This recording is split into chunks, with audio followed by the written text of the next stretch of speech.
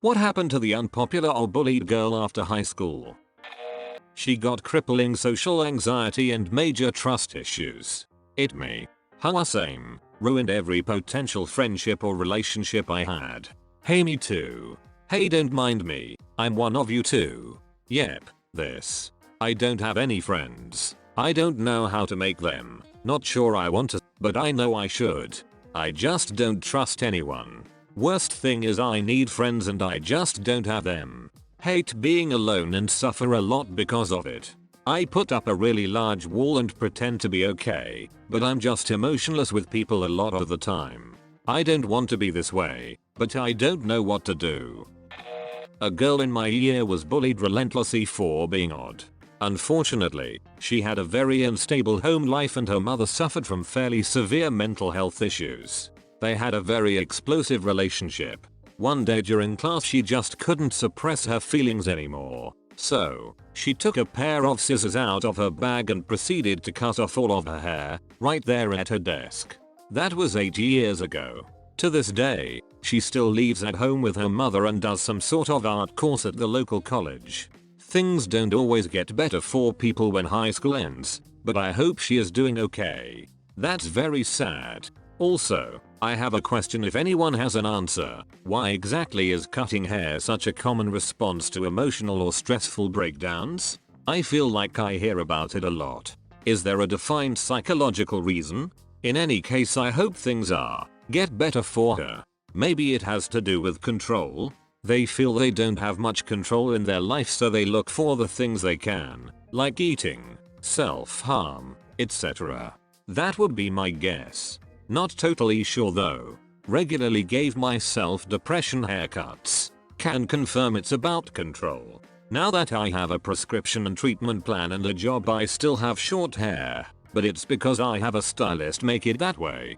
Maybe this explains why every time my depression comes back I get the massive urge to shave my hair all off. I don't, because I look awful bald, and my girlfriend stops me every time. But I always get that strong urge just to freaking take it all off. Peace. Glad to hear you're doing better, buddy. I hope your hair looks awesome as frick. The last I heard she was living on the streets. We've actually tried to track her down a few times over the years, but she appears to have disappeared.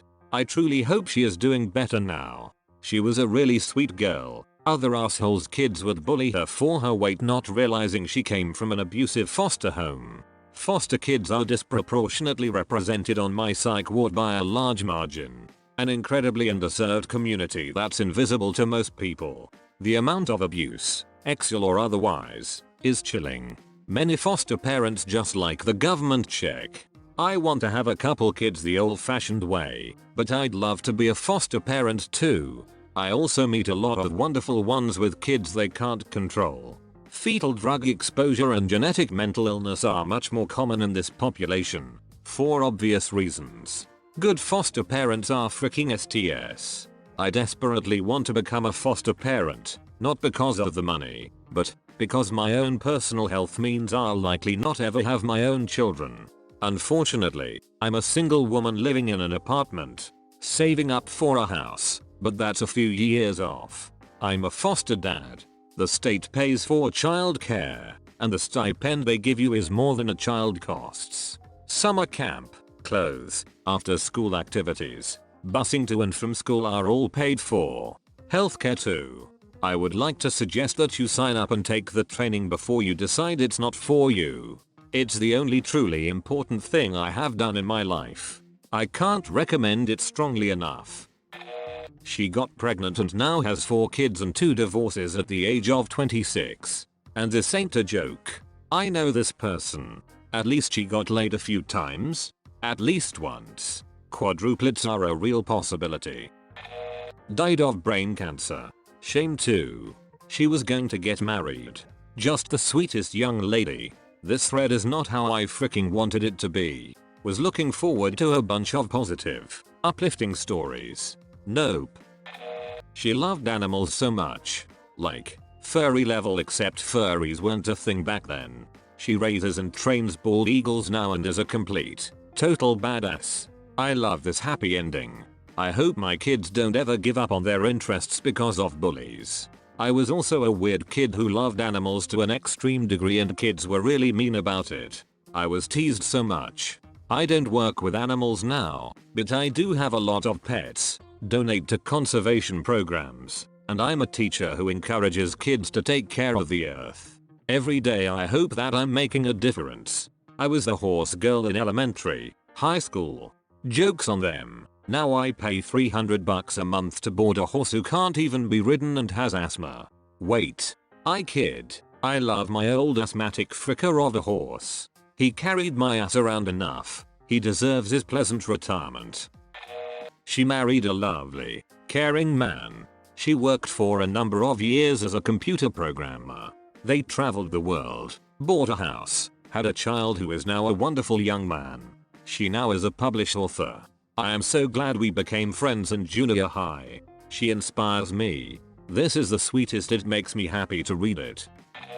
She was bullied because she always smelled awful, had dirty clothes and greasy hair, and every time head lice was spread at the school everyone would accuse her of being the culprit. She dropped out and got married, got pregnant, but got harassed online for being a teen mum. Then everyone found out that the reason she was always so dirty is because her mother was in prison for child abuse. She didn't know who her dad was and her aunt, who had sole custody, made her sleep on the floor with 14 dogs and didn't let her shower. People felt really bad and tried to reach out, but she told them all to frick right off. She's really happy with her new family and looks like she's being the best mum. Got a job, supportive husband and a house of their own. It's sad she couldn't continue with her education because she was so incredibly smart. We went to a really prestigious school and she outperformed everyone, but ended up leaving without any qualifications. Good. People who bully like that deserve the shame and guilt of it. She dropped out and killed one of her bullies. There's always a bigger fish. I don't know man, sturgeons are pretty big. Fish can't be doctors. And nurse sharks? I'm fine. Outwardly.